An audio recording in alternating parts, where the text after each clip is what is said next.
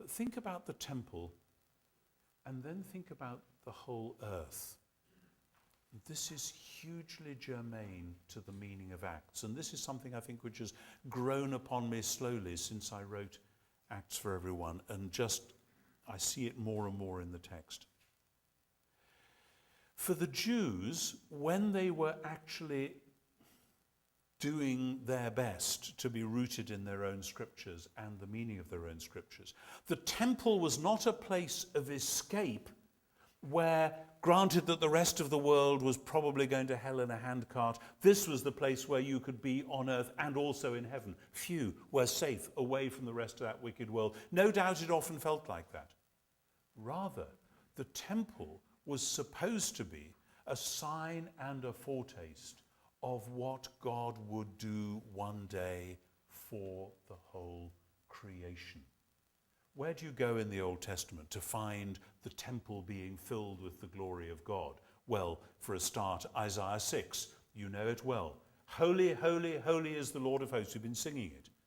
The house is filled with smoke. But what's the other half of the seraphim's song? Interestingly, in Christian liturgy, we often sing, heaven and earth are full of your glory. But the seraphim sing, holy, holy, holy is the Lord of hosts.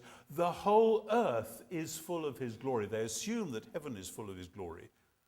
The house is being filled with his glory at the moment. But the seraphim tell you that the whole earth is actually full of his glory, which is a puzzle. And Isaiah feels it as a puzzle because he says, well, if the whole earth is filled with his glory, I'll tell you there's one bit of it that isn't, namely me.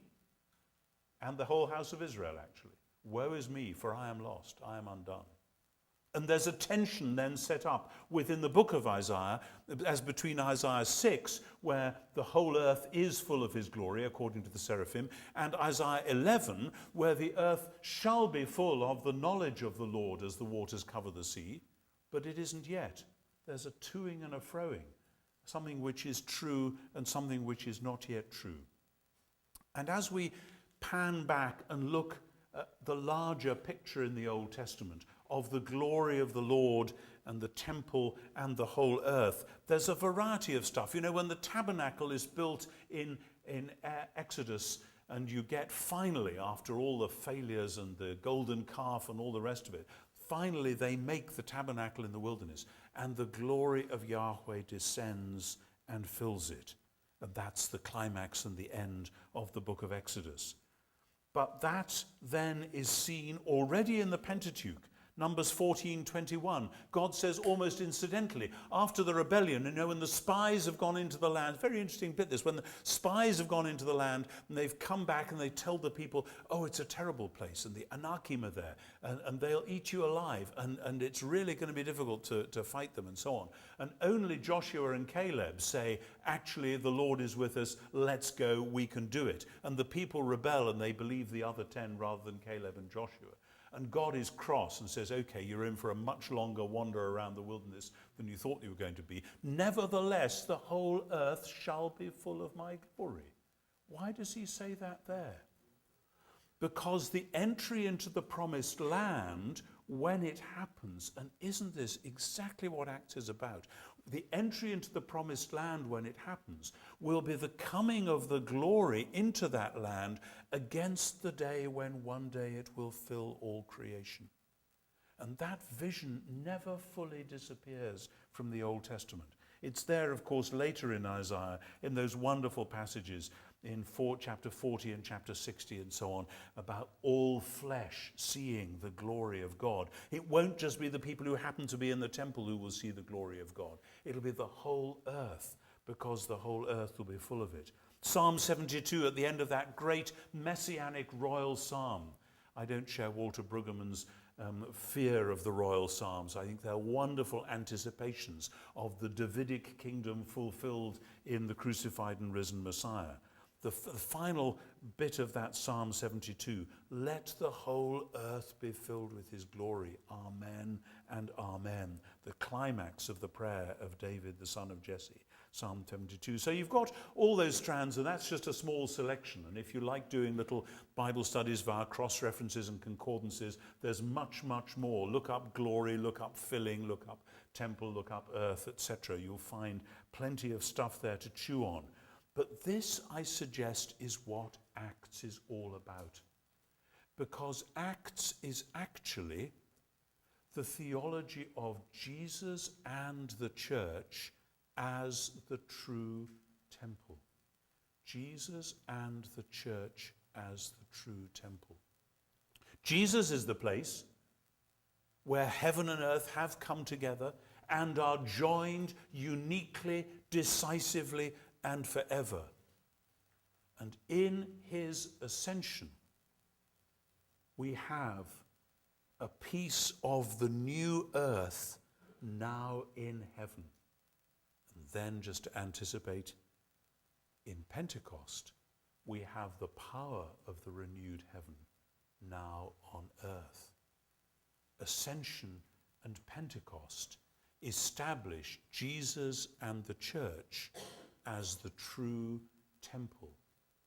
The anticipation of and the means by which God's glory is going to fill the whole creation.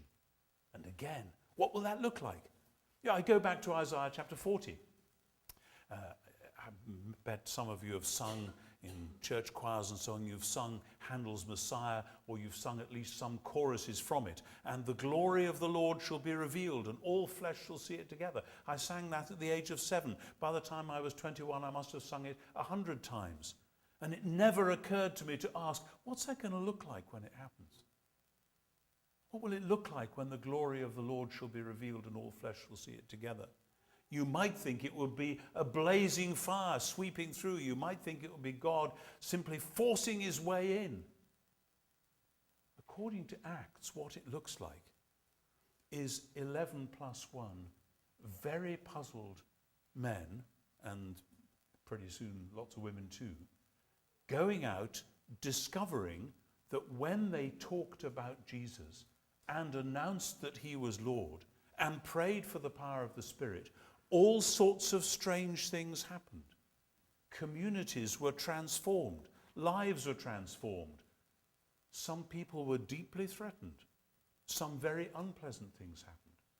Luke is saying this is what it looks like when the glory of the Lord starts to be revealed, so that all flesh can see it together. And you can see the point of this in terms of the literary structure of Acts, because in the first half of Acts, 1 to 12, which is basically Jesus being announced as the Messiah of Israel and the Jewish authorities getting very worried about it, the center and focus of that is, of course, chapter 7, Stephen's speech, this great long discourse about how the Almighty, yes, he's made you a temple, but that wasn't the eventual ultimate goal. That was just a temporary expedient, which is, of course, blasphemous nonsense to a non-Christian first century Jew. And then the second half, chapters 13 to 28, about the gospel going out into the great pagan world of late antiquity. The set piece at the heart of that, one of the key set pieces, is in chapter 17, Paul's speech on the Areopagus, where he takes on not just the philosophers, but the people who built those wonderful buildings, the great temples, the Parthenon, and so on. We'll get to that tomorrow.